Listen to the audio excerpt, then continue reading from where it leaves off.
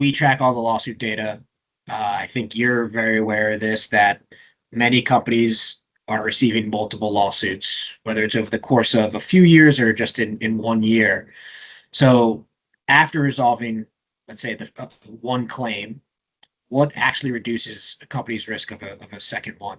Really, there's no guarantee a second one won't be brought, Jake, unless the company really takes the steps that are recommended to address accessibility on its website. They, have somebody like UsableNet come in, do a good audit of the website, see what accessibility issues exist, and then do the necessary recoding, revamping the website to bring it into compliance with the industry standards.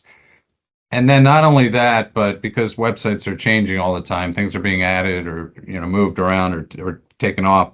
It's important to going forward, once you feel like you've gotten the website in a good place where it's generally compliant, to monitor the website, to check it periodically. Some of our clients use both automated scans and manual testing. Maybe the automated scans more frequently and then periodic manual testing. But to make sure the website stays in compliance, because these plaintiffs and plaintiffs lawyers will be coming back to check.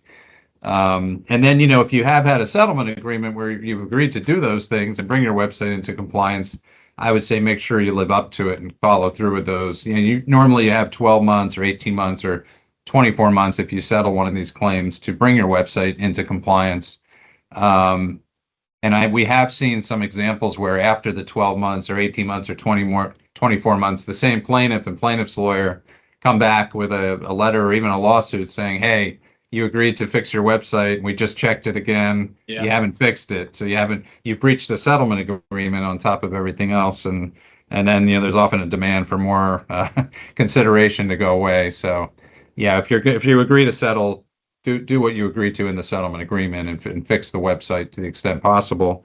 The other thing I wanted to mention was that we often recommend that our clients put an accessibility statement on the website with an email. Well, usually the best, in my view, is with a phone number that visitors to the website can call if they are encountering accessibility issues to get help, and or an email address that they can write to and get a response or help that way.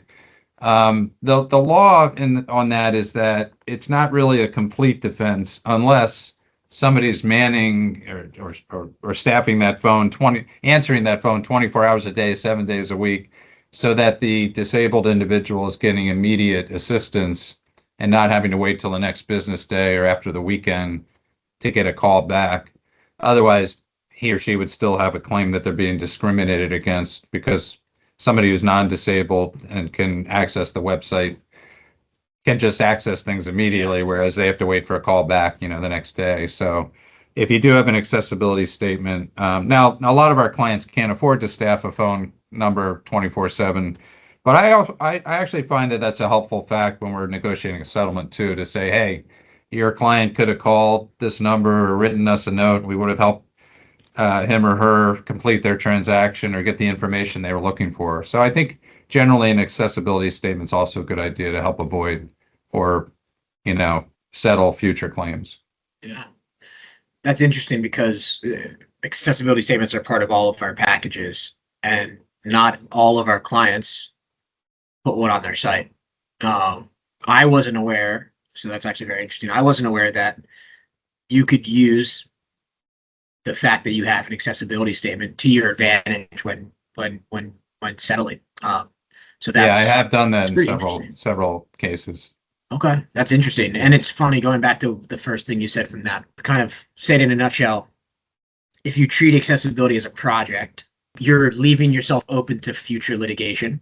Whereas if you treat it as a part of your processes and build it into everything you do moving forward, you might be reducing your chance of future litigation. Yes, that's right.